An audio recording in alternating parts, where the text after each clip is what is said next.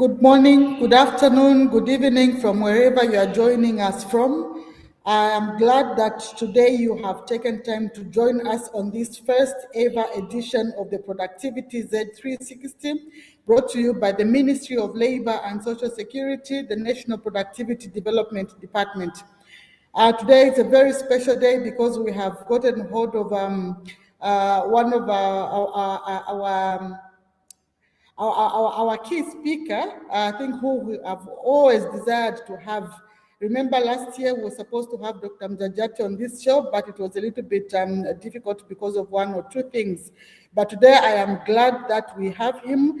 He has taken time to join us, and I hope you are ready to listen and also to ask questions. So to participate in this program, you just have to subscribe to our YouTube channel or follow us on the Ministry of Labor and Social Security Facebook page and benefit from this wealth of experience and discussion that we have this morning. For those of you that are joining us for the first time, this program began way back in 2024 when the Minister of Labor and Social Security, Honorable Brenda Mikatambatamba, launched this program to provide a platform for eminent or experts to contribute to the implementation of the National Productivity Policy, whose vision is to make Zambia a productive and competitive and now a resilient nation by 2030.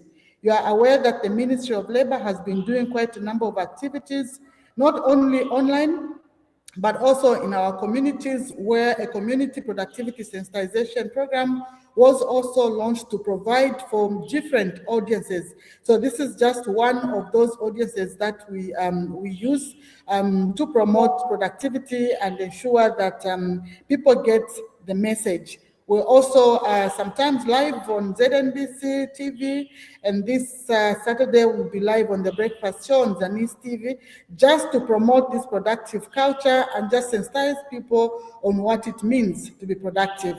So today is not my show, but I'm just giving you the background amid the statistics of labor productivity that have continuously been low from 2012 when we started tracking labor productivity.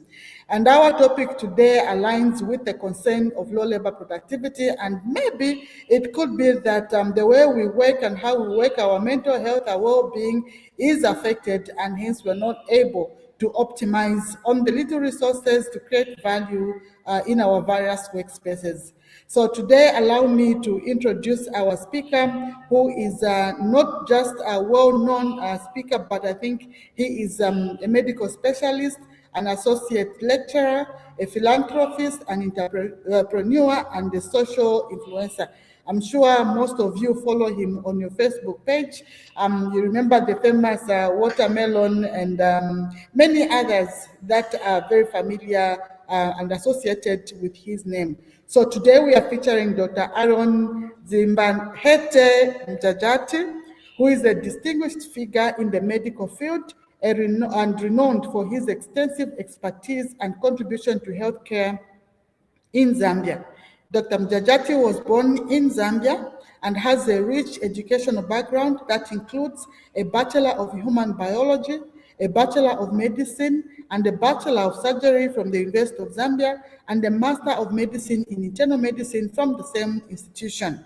Further enhancing his credentials, he holds a Master of Business Administration in Healthcare Management from the University of Lusaka. Dr. Mujajati's career is marked by a blend of clinical excellence and leadership. He has served as consultant physician at the University Teaching Hospital and has been a pivotal figure in the Zambia Medical Association, where he held the presidency for 2 terms. His leadership extended to the Health Professions Council of Zambia, where he made significant contribution as the Chief Executive Officer. He's currently running his own practice as a specialist physician and serving as Chief Executive Officer at CarePeak Specialist Clinic. Dr. Mujajati has imparted knowledge as a part-time lecturer at the University of Zambia School of Medicine and has also been involved in teaching at Pinewood Preparatory School. His academic prowess is further evidenced by his role as a co-author of the Medical Law and Ethics and his research work on HIV, on AIDS-associated Kaposis sarcoma. In addition to his medical and academic endeavors, Dr. Mujajati is a successful entrepreneur, having founded companies in the transport, insurance, and health sectors. His entrepreneurial spirit is complemented by his consultants' work for both local and international organizations. Dr. Mujajati's multifaceted career is a testament to his dedication to improving healthcare and his commitment to fostering growth and development in various sectors in Zambia. You can learn more about Dr. Mujajati by following him on Facebook, Instagram, X, and LinkedIn. This is the wealth of experience of our speaker this morning, and I'm sure you wouldn't want to miss out. Please tell everybody. And this program is brought to you every month, and click the notification button so that every time we go live, you are also informed of our presence. For this particular program, you'll be allowed to ask questions on the YouTube chat and ask your question even as the presentation begins. Allow me to bring on stage Dr. Aaron Mujajati. Good morning, Doc. Good morning, Nawila, and thank you very much for inviting me, and it's a pleasure to be here. Thank you very much. It's indeed our pleasure to host you, and we take pride. I hope you've shared the message on your Facebook page so that you can also get hold of your audience, knowing you have a good following on Facebook. So right. Today it's not my show, Doc, it's your show. We are looking at work-life balance and how this can help in terms of optimizing productivity. We've endeavored to define productivity on this particular show, but in whichever angle you'll be able to talk to the listeners, to our participants, that will still be fine with us. So I will leave this floor, the stage for you. So that you can interact with our audience this morning. Right. So, Nawila, thank you very much. And I don't know if I can call you Yvonne. I can call you Madam Nawila. Yvonne is fine. Yvonne is fine with you. Right. Yvonne is fine with me. Right. So first of all, I'd like to extend gratitude to your Honorable Minister for this consideration, and also to your permanent secretaries and everybody involved, and to yourselves. I think that your program is essential, particularly coming from the Ministry of Labor, and the topic that you've been pushing regarding productivity cuts across both private and public sector. I think this is a conversation that needs to be had regularly. Across the board. I think as a nation, both from private sector and public, we really need to be reflecting deeply on what productivity means, what elements need to be in place for us to be productive, and whether we are actually contributing to that collective productivity as a nation. You mentioned earlier that you did define productivity. And I want to believe that when you talk about inputs for productivity, one of the key resources is human beings. Some people call it human capital, some people call it human resource, but you need people to be productive, over and above the other requirements that have to do with actual financial capital, skills, a place to do the actual work, land, and other elements that are related to the same. And so I will not bother to go deep into issues that you already addressed, particularly matters related to definition. So I'm going to talk about a component of productivity, which I think is just as important. And we're going to talk about the human being. And I'm not going to talk about the systemic management of human beings, particularly your HR principles and other things related to the same, how you recruit, who you recruit, how you upskill them. I'm not going to discuss that. I'm going to talk about the actual human body itself. To what extent does it impact productivity? And it cannot be denied that when a person is unwell, or if they are sick, they cannot be productive. That's why people come to us as doctors. We even issue a sick note, and people go on leave, on sick leave. And when people are on sick leave, they cannot be productive. They cannot contribute to productivity, whether at a personal level or at the institutional level, let alone at national level. So here we are saying that the health of the person has an impact, positive and negative, on productivity. And this means that it has an impact across the board, whether at personal level, institutional level, even at national level. So now, in doing so, how then do we look after our health, knowing that staying healthy has or not has that impact on productivity, positive or negative? And these are the issues I'd like us to discuss today. And in talking about this, you thoughtfully suggested that we discuss the issue related to work-life balance. Now, issues related to work-life balance, whichever way you look at them, most people talk about, when you're talking about work-life balance, it's about balancing your time. How do you apportion time between your workplace and your own private life, and things like that. We can go into detail on that. However, I want to approach this issue from a whole different angle, if you allow me.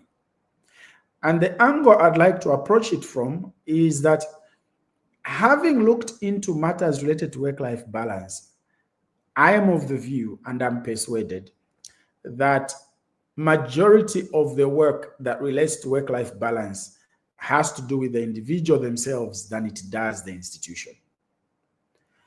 I'm not trying to excuse your employer. I'm not trying to excuse the institutions.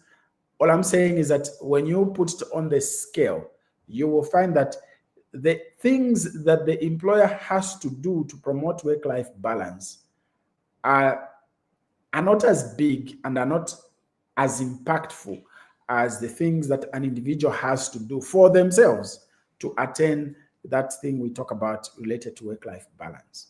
Now, others have argued that work-life balance in itself does not exist.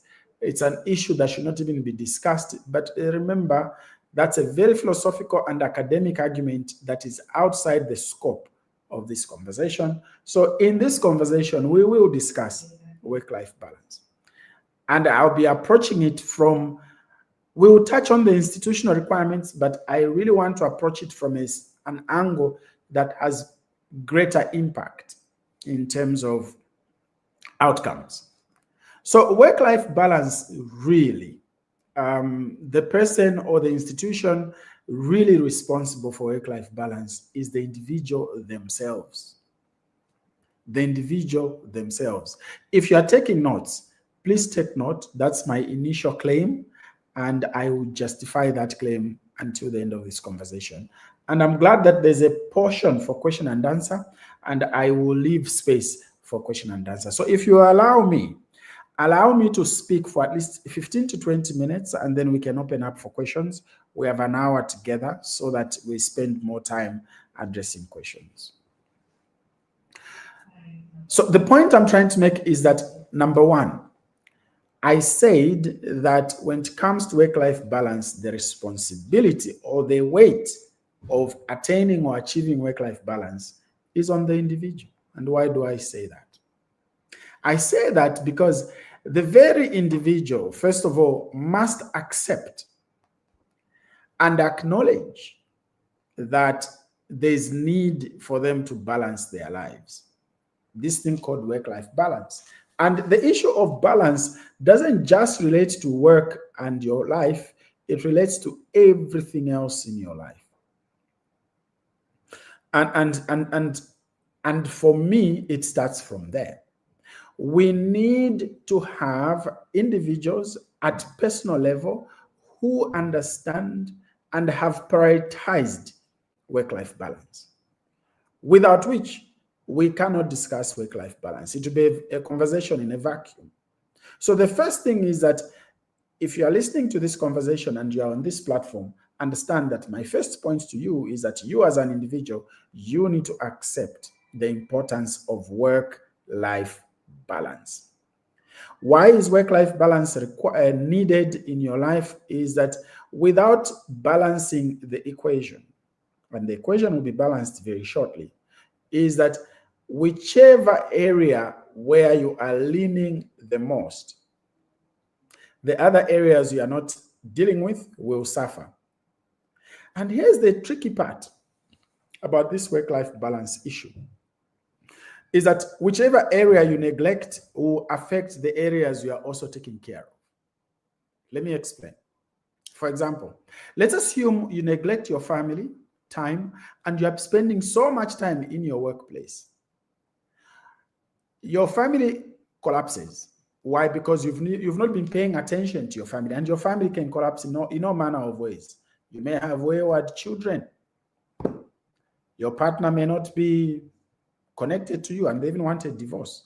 Now imagine a situation where you were paying so much attention to your work that you forgot to take care of your family, and your family begins to collapse. What tends to happen is that the fact that your family is collapsing, it will now start affecting your work. You can't concentrate on work because you have pressure at home.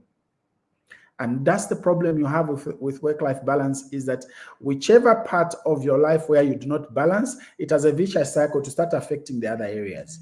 Let's flip it. Imagine you don't pay so much attention to your work. You are too focused on your family and other issues related to you. Your employer will notice that you are not paying attention to your job and they will fire you. And when they fire you, you will not have an income. Now imagine what impact that will have on your family. So when we're talking about balancing things here, we're talking about the issue of, look, you have to take care of all sides of the equation. And they're not just two, there are several sides of the equation. And for you to be a whole human being. Now, in doing so, what I like to talk about building resilience. Building resilience, such that when you build that resilience, whichever way the pendulum falls, you will still be able to balance yourself and go about life and handle issues well. Now, so today we're going to discuss how do you build resilience as a person, such that when there's an imbalance, you are able to recover quickly and balance things and still keep going and still remain productive, both at personal level, at your institutional level, even at national level. Number one, the first thing I'd like to talk about is you yourself, because you yourself as a person, you are the key to everything. So if you are sick in your own body, it becomes a problem. We can't even discuss work-life balance. We already made that point. So what area of your health do you need to take care of first? The area of your health you need to take care of first as a person is your mental well-being. Why am I talking about mental well-being? Because that's an area of your life where if it is not well taken care of, it can cause you serious physical problems, and not just yourself, it will affect your family, it will affect your workplace, and it will affect everything else. So how do you take care of your mental well-being? The first thing you need to accept, and I always say this to people, that sometimes when you hear someone has attempted suicide or someone has committed suicide, the feeling that I get from people is that they like to say, he was just weak. Imagine this guy attempted suicide because his girlfriend doesn't want to be with him. Imagine how stupid is he? No, life is not like that. What you must accept is that you are equally capable of doing exactly the same things that you are condemning. And here's why you are equally capable. All human beings are capable of taking their own life depending on how much pressure you put on them. We all have a breaking point.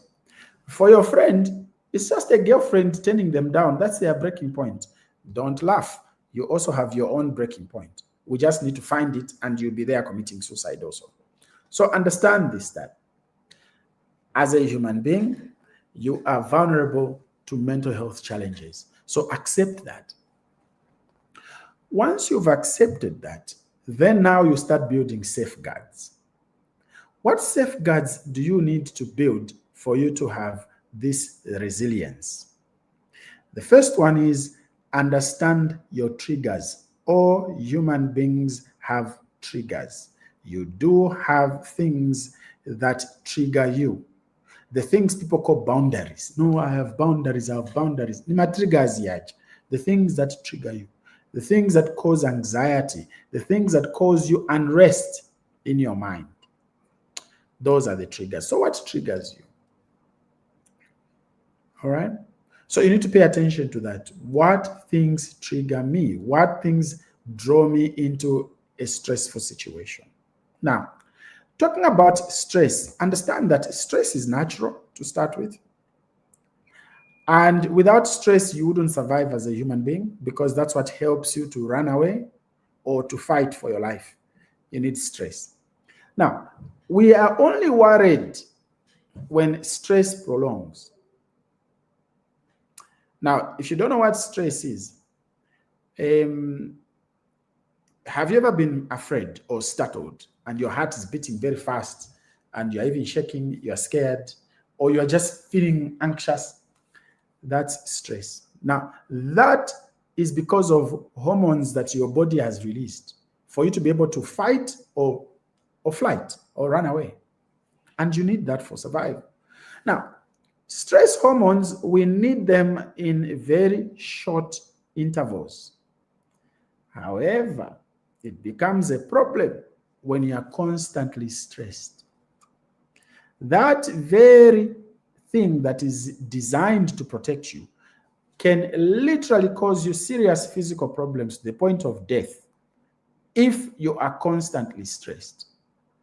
Because prolonged stress is linked to things like obesity, diabetes, hypertension, stroke, and other things related to cardiac disease. Now, you see how it can easily lead to all those problems. And that's why we always say to people, manage your stress. Manage your stress. That's the first place you need to be. Now, how do you manage stress? You manage stress, first of all, by making sure that, number one, you recognize it. Recognize it.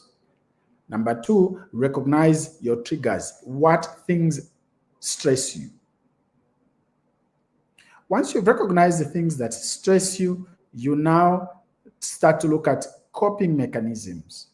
How do I cope with these things when they happen? Now, stress is at two levels. How do you handle stress in its acute phases?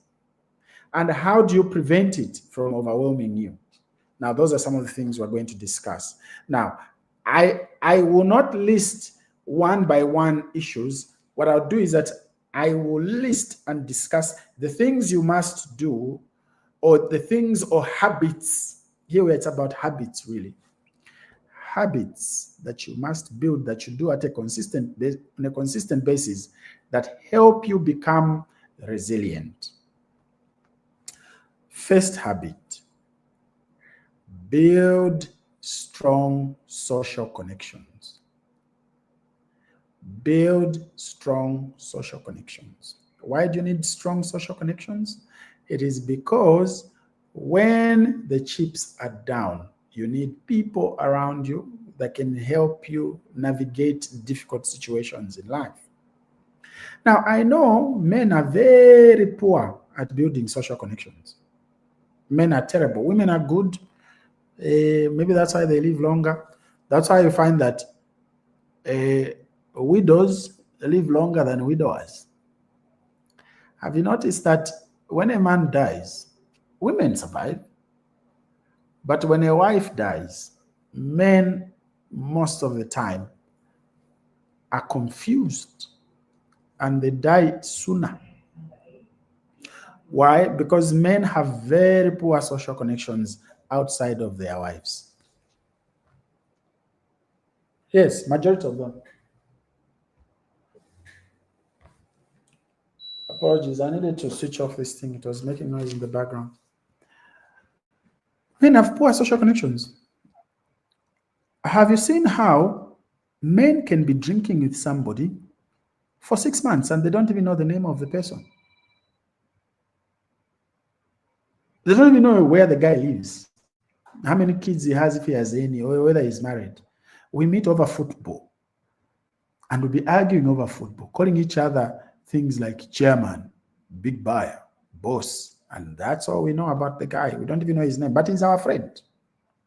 Now, men need to go beyond that. You need to find 2, 3, 4 people that are in your inner circle as a man, where you're able to outpour and they're also able to outpour into you.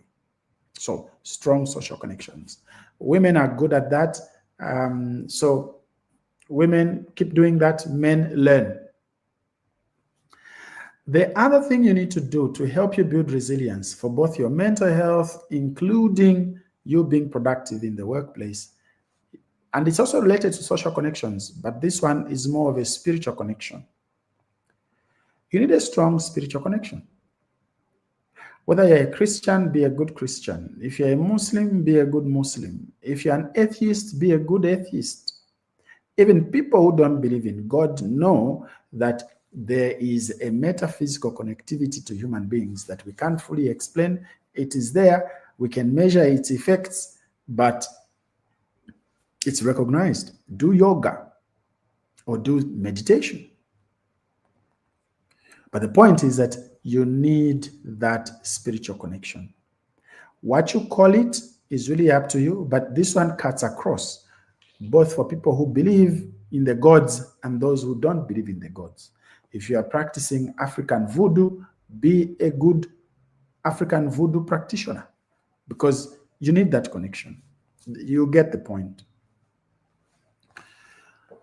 Other than that, the other thing you need to be doing is regular exercise. Regular exercise. Very important. So have a schedule that allows you to do regular exercise. I'm not saying go and join a gym. Regular exercise. It has a major impact on both your physical and mental well-being. So from time to time, I don't know whether you exercise 3 times a week or once a week, do some form of exercise. The easiest is walking. Just walk. Put one leg in front of the other and walk slowly. We don't need you to sweat, but be consistent. I could have gone to town discussing exercise here. Don't exercise to lose weight. Exercise to gain fitness. That's what we want. We want you to stay fit. Number 2, eat balanced meals. And on this one, generally, I usually tell people, you don't need to eat breakfast, really. Eat your lunch and eat your supper, skip breakfast. But your diet should be balanced. And avoid snacking in between meals. If you miss breakfast, you're not going to die. But most of you think you will die. You won't. All right? But if you're going to eat breakfast, don't make it too heavy. There's this thing of saying, no, breakfast is the most important meal of the day. Bother. Let me tell you why I don't believe in that. I don't believe in that because when you wake up in the morning, your liver releases sugar. That's why you even have that burst of energy in the morning when you're getting out of bed, without which you can't get out of bed. Majority of people, except for a few, and these are very few, nobody wakes up hungry. No one wakes up with hunger pangs. You wake up in the morning and you're hungry. Of course, there are a few. I mean, human beings are on a spectrum, but majority of us, we don't wake up hungry. By the time you start feeling hungry, it's past 11 hours. So why don't you have your first meal between 11 and 12? That's what I'm saying. It will help you build resilience. And when you are eating, have a balanced diet. Ture, putulipo, cabbage, and things like that. A fruit here and there. The other issue to build resilience will shock you. Drink adequate amounts of water. So if you want to know what is adequate amounts of water, take 3% of your weight. The answer that you get, just put liters there. So if 3% of your weight is 2.4, that's 2.4 liters. If 3% of your weight is 3, that's 3 liters for you in 24 hours. Commit to that. Because we need strong bodies to build resilience. All right? The other issue that is so neglected, adequate sleep. I know motivational speakers keep telling you that gonna 2 hours for you to be rich. Yes, you will be rich, but you will die and leave the money. You can't be productive with inadequate sleep. You can't. It's just not possible. And here's why it is not possible. Long-term memories get formed when you are sleeping. And every skill that you have is a consequence of long-term memory. Not short-term, long-term memory. Meaning that you need to sleep more. You need to sleep more. For example, if you're an analyst in your department or in your institution and you deal with figures, you really need your memory to be intact. Because what happens is that if your memory is not intact and you're a director, you're going to give the PS wrong advice. And your PS will end up giving the minister wrong advice based on wrong analysis. And your minister will end up going to give the president wrong advice based on wrong analysis. Now you see the ripple effect of you just not sleeping. Now imagine if you slept. So get adequate sleep. And on this point, when I make this point, people would ask me, so doctor, how many hours should we sleep? Well, an average human being, of course, notwithstanding the fact that there are people who are, we have exceptions to these things, but the exceptions are few. Majority of you need to sleep anywhere between 7 and 8 hours every night. Now, there are people who sleep for 4 hours and they are fine. There are people who sleep for 5 hours and they are fine. Those should usually be very few in a population and they do not form the rule. The mistake we make is that we give such individuals a platform and they come and stand in front and tell me, I sleep 4 hours and I'm fine, so I'm productive. No! Those are exceptions. You don't make a rule on society based on exceptions. You don't. And the exceptions are fine and we accept them as exceptions. But for majority of you, you need to sleep between 7 and 8 hours every night. And make it a point. Invest in a good bed and pillows. Particularly, if you are in a key decision-making position in your institution, prioritize sleep. You must prioritize sleep. Avoid excesses. For example, avoid abusing alcohol. If you're smoking, stop. But on alcohol, avoid abusing alcohol. We are not saying you cannot drink. If you can stop, that's the best position. But if you can't stop, avoid abusing alcohol. It will ruin your life. And here's why. You see, alcohol is like smoking, right? It takes long for it to start having an impact on your health. It takes long. 15 to 20 years before it starts having a major impact on you. The short-term impact of alcohol is where you get too drunk and you drive carelessly and you get bashed by a car, or you get involved in an accident, or you fall and crack your head, or you're moving at night and people beat you up. Yeah, those are the short-term. Here I'm discussing the long-term impact of alcohol. Your liver will not fail immediately. Your heart will not fail immediately. Your brain is not going to shrink immediately. It will take time. But by the time those things begin to manifest, it is usually too late for us to do anything for you. And even if you stop taking alcohol at that time, it does not help much. We don't do liver transplants in Zambia. So if you go to UTH and check the cause of chronic liver disease in Zambia, the leading cause is alcohol. Moreover, So if you're going to remain productive for the rest of your life, you have to be intentional about these things. And all these things I'm talking about are all related to work-life balance. In case you are wondering that, what Dr. Wainda, it's still work-life balance. We are talking about building resilience. Now, the other issue has to do with you yourself. Know when you're tired. One of the problems I have seen in a lot of institutions is that people who are good at what they do get punished with more work. And here I'd like to address people in leadership, directors. Protect that golden goose that lays your golden egg in the institution. You know your most talented people. Don't punish them with too much work.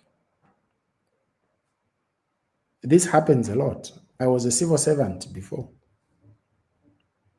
where Uyinchito Yamkanga, no, give it to Mr. Piri as a child. But Mr. Piri also has another pile of files to finish.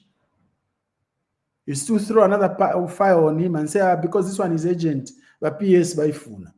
Or this one is urgent, the minister wants it. But you forget the same Mr. Piri is handling another huge file, another huge pile of files. As leaders, it's your job also to protect your most talented people. Now, imagine you, now I'm addressing you, the talented one.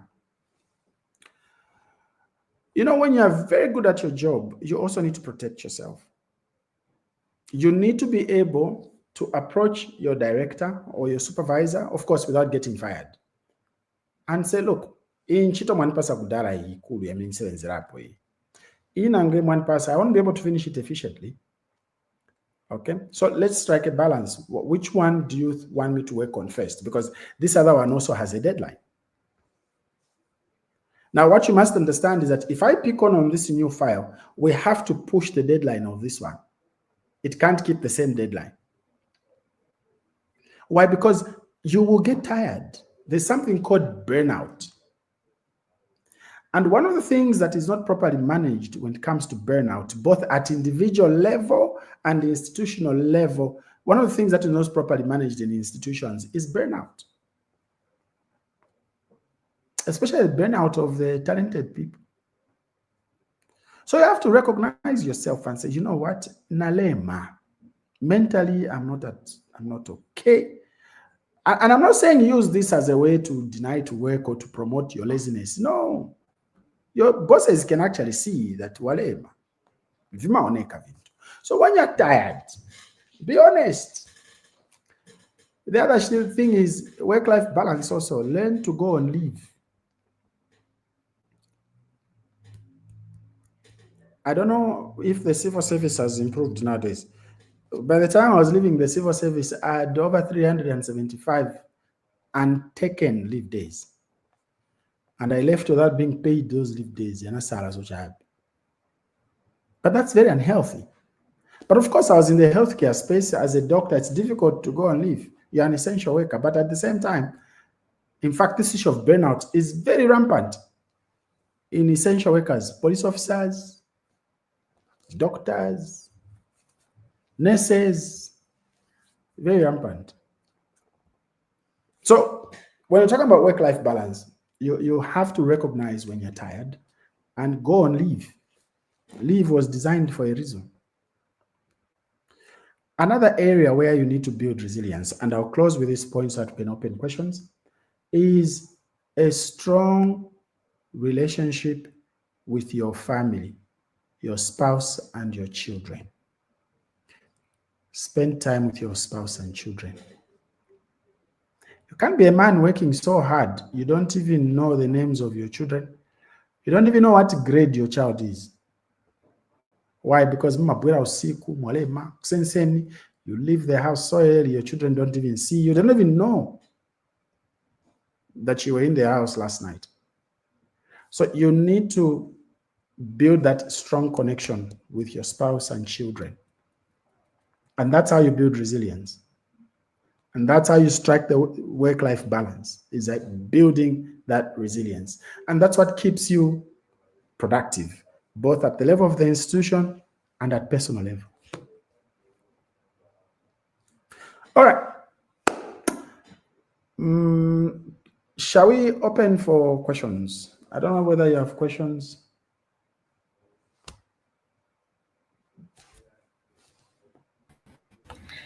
Doc, I haven't seen any question, but I'm seeing people saying we are following, we are following, we are following. I'm sure they're still enjoying the discussion. If a question comes up, I will definitely bring it to you. So if you still have some points, you can still continue. Then if a question comes, I will then maybe towards the last 5 or 10 minutes, I will be able to follow up on 1 or 2 things that you have talked about. Okay. Let me go back to the issue I talked about sleep. Usually when I make this conversation or when I do this presentation, people always ask me about, give us more details on sleep. So I'll give you more details on sleep, because sleep is your friend. Sleep is an advantage. Sleeping doesn't mean you are lazy. You are literally taking care of yourself. And sleep should be encouraged. So how do people get to that point where they can say, oh, now I'm having adequate sleep? The first thing is good sleep requires consistency. Good sleep requires consistency. So you need to be consistent, meaning that you need to set an alarm. Okay? In the beginning, while you're trying to build the habit, set an alarm. Set an alarm not to wake you up, but an alarm that tells you it's time to go to bed. And you must obey it. Okay? So sleep requires consistency. So you need to be able to know that for me, when it's 22 hours, I must be sleeping. For me, when it's 23 hours, I must be sleeping. All right? So do that consistently. Secondly, the room in which you sleep, it has to be a dark room. Why? Because your body doesn't do very well with light, especially at night. The hormones that promote sleep don't come out adequately when there's light in the room. So the room should be dark, meaning that your bedroom should have thick curtains. I hope see me up on feet, because there's some people have night terrors. Just draw the curtains, switch off the light, the room should be dark. And the temperature in the room should be below 21 or below thereabout. So instead of having a TV in your bedroom, use that money to install an aircon. You actually don't need a TV in your bedroom. Actually, if there's a TV in your bedroom right now, please remove it. It's not luxury. It's not helping you.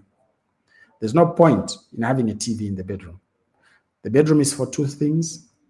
It is to sleep and to the other bit you finish yourself in your head, in your heart. So the room should be cool. It should be quiet. That's why I'm very concerned about this issue of having nightclubs and tavern in residential areas. We need to prioritize sleep. It's a health crisis for me. You can't have tavern na virimba vingolila usiku onse next to people's homes. It's not right. And as a government, we probably need to do better. As a society, we need to do better in that area.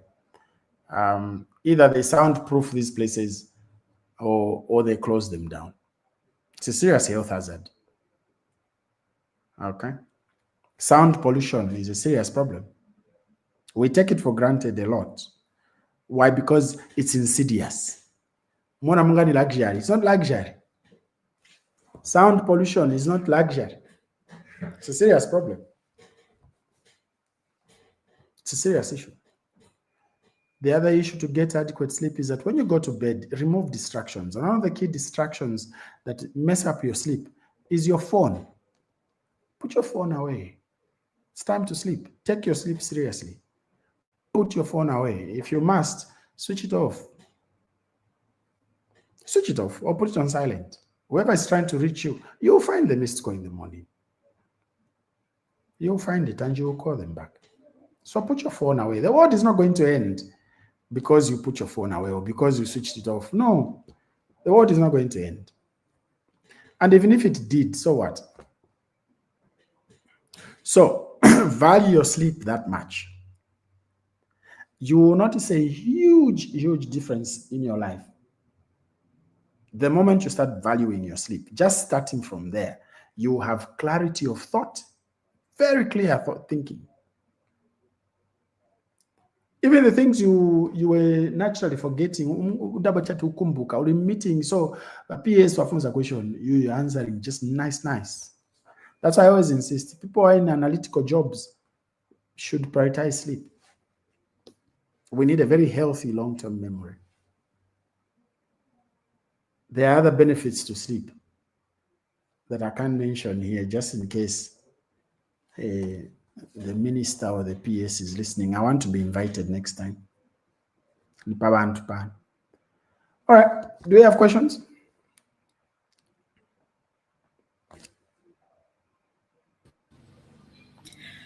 Doc, no question apart from people that are enjoying. Maybe I can just follow up on one or two things.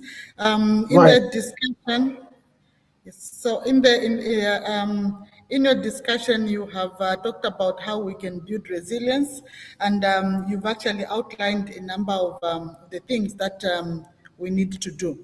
And I was very happy when you started talking about us as individuals to be in the forefront of actually building this resilient and having just this mentor. And I'm very happy my boss here, my director here is following, he just wrote following. Yeah.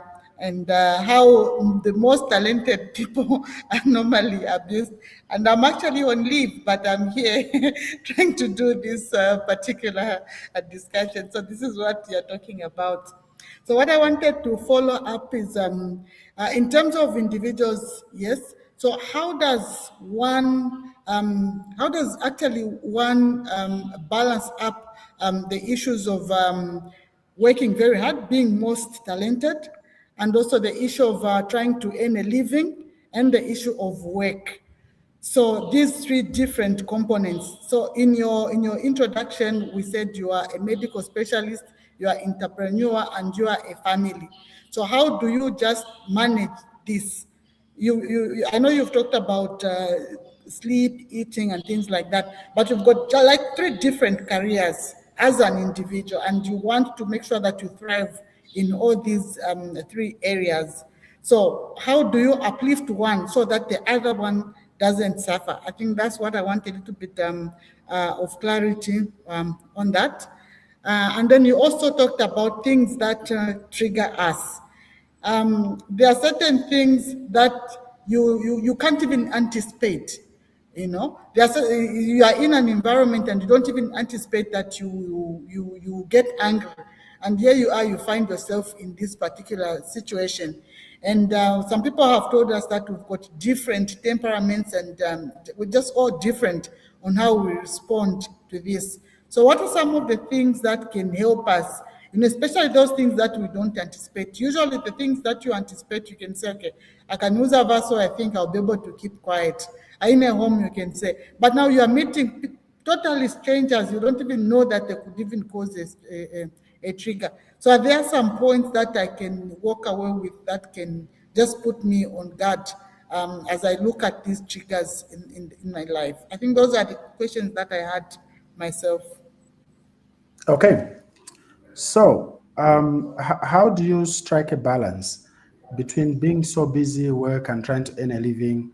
And also you also referenced the fact that I have so many things that I'm doing on my plate. I must be very busy. Yes, for sure, I am very busy. Yes, for sure, I do have a lot of things that I am doing. Can I say that I have achieved the ideal balance myself? No, I don't. I don't think I have. It's a constant reminder. For me, I consider this a journey. What is important is that you have to recognize that you need to have this balance, and that it's something you have to pursue, and it's not a destination. You have to keep pursuing it. And by so doing, you have to be mindful. For example, one of the things I do deliberately, because I know I'm very busy, I deliberately make time for my children and for my family. I deliberately have that time scheduled in my week because I know I'm busy. So I have deliberately apportioned that time. And that time for me is we can't compromise. That's one example I can give you. The other thing that I do deliberately within my schedule is that I drop my children to school myself and I pick them up as and when I can, but I drop them to school myself. Now, that period when you're dropping them to school is a good point to bond, for example. The other thing I have done is that, and I encourage others to do the same, is do an evaluation of where your time is going.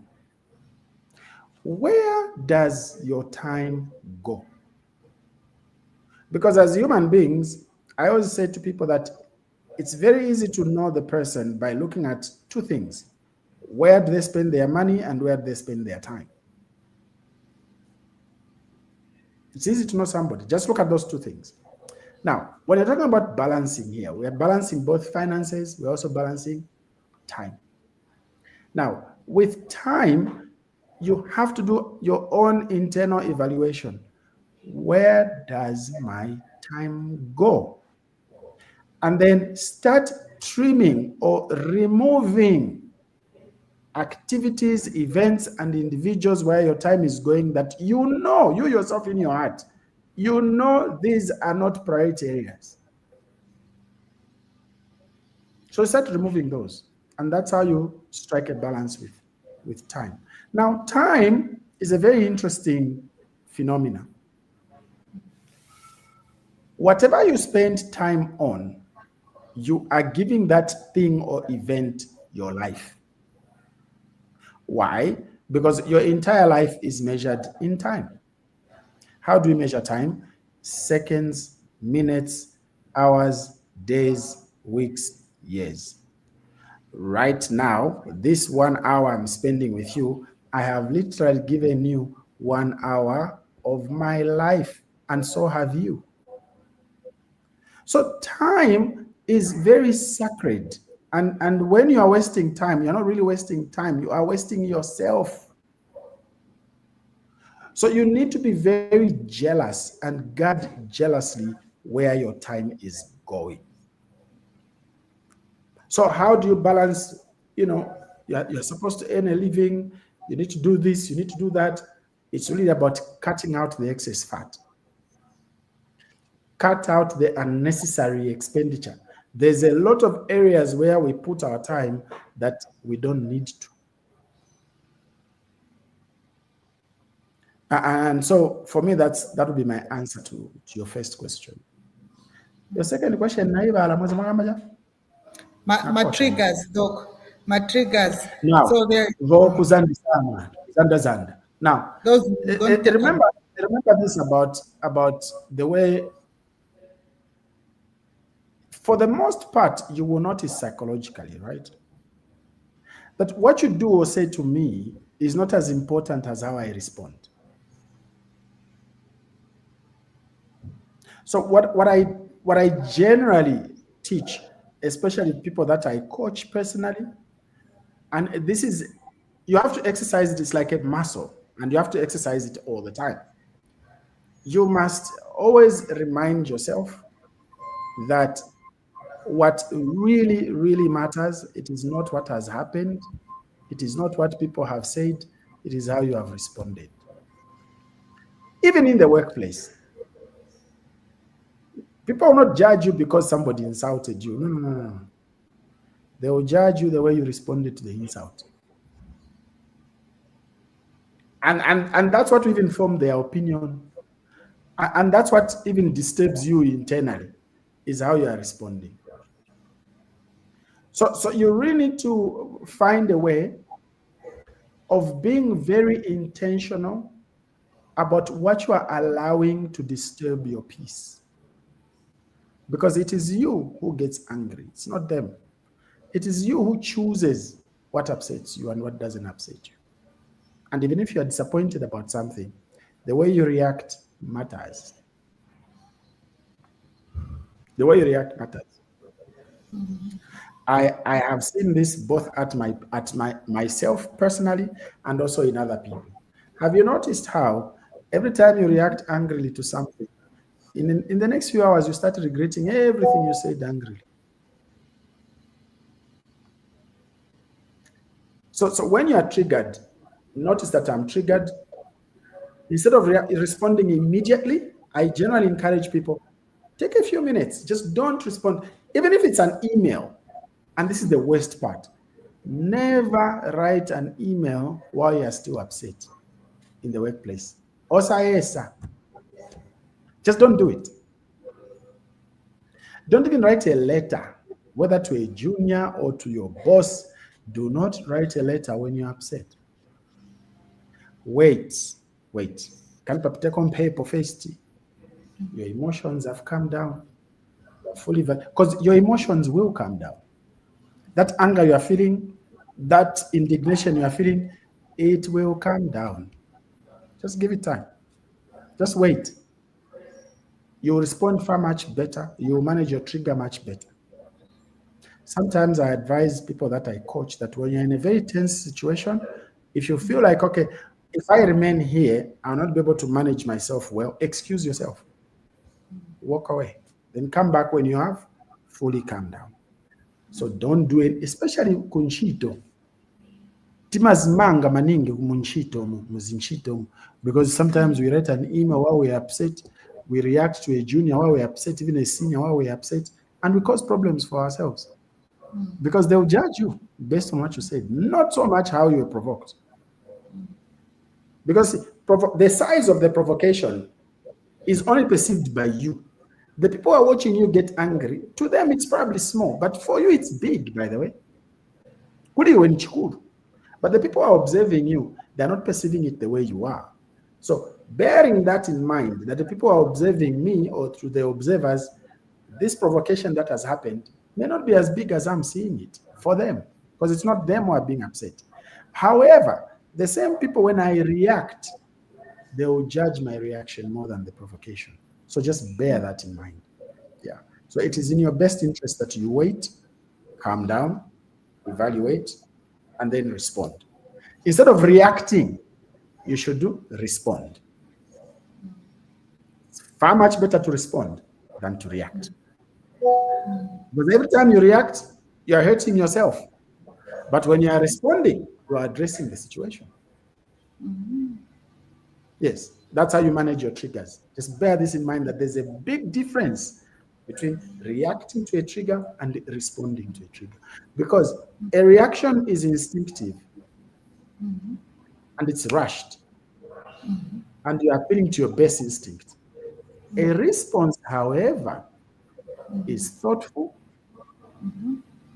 You have evaluated it, and what you're saying or responding to is measured. You've apportioned the response properly, and then you deliver the response. Yes. You walk away with your dignity intact. You walk away with your mental health intact. So it's about being self-aware. There's a very important concept to mental health, to work-life balance, called self-awareness. Self-awareness includes you being fully aware and conscious and present. When something has happened, stay present. By staying present means, okay, if I respond now, come back and respond to this when I'm fully, my faculties are in place. That's self-awareness. Does that help? It does very, very, very much. It does help. There's someone here who's saying that, Doc, my boss makes me work more than 10 hours to 12 hours every day without required pay or bonus. And whenever I say that it's too much, he tells me, I'll fire you. Help me, Doc. So then there's also another one who also is asking if how they can be part of the coaching and mentorship. So if you can share your email so that they approach you for issues of coaching, because they like the part that you've talked about coaching. Right. When you're in a workplace like this one, where you know that you are putting in more hours than you ought. And I hope the company you're working for is registered with PACRA, ZRA, and everybody else, because registered companies must operate within the framework of the law. Now, you do have places where you can go, especially if you've exhausted all internal channels of redress and you've exhausted internal channels of redress. There are places you can go. I'm sure a Minister of Labor here would be able to advise. There are certain offices where you can go and raise this issue and say, look, this is how I'm being treated in my workplace. This is how I'm being threatened in my workplace. This is how I'm being, my working conditions are not proper. And I hope you signed a contract also, especially if it's a private institution. What does your contract say? And I hope you signed a contract. There's, in fact, in Zambia, this is one of the interesting things about this country. Workers are very protected, more protected than business owners. So don't feel vulnerable that your situation is helpless. Your situation is not helpless. Maybe you just are not aware about your rights as a worker. Educate yourself on those things first before you start feeling like you're hopeless. You're not hopeless. You're not hopeless. Right? So your employer has two options. They can pay you for overtime.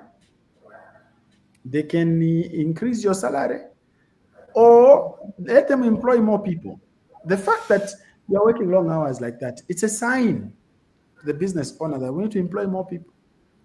Let them employ more people if the business can afford. But if the business can't afford, it's only fair they pay you overtime. But at the same time, if you've exhausted all internal channels of redress, my office says to be assisted. You will not be fired. And even if they did fire you, they'll still pay you anyway. It's illegal in Zambia to fire somebody anyhow. Unless it's still happening, but I don't think it should still happen. There's enough laws to protect people nowadays. I hope that helps answer the question. Yes, it does, Doc. And this was 1 hour, but feels like it was just 30 minutes or 20 minutes. Having listened from you and learning from you, I think was very inspiring.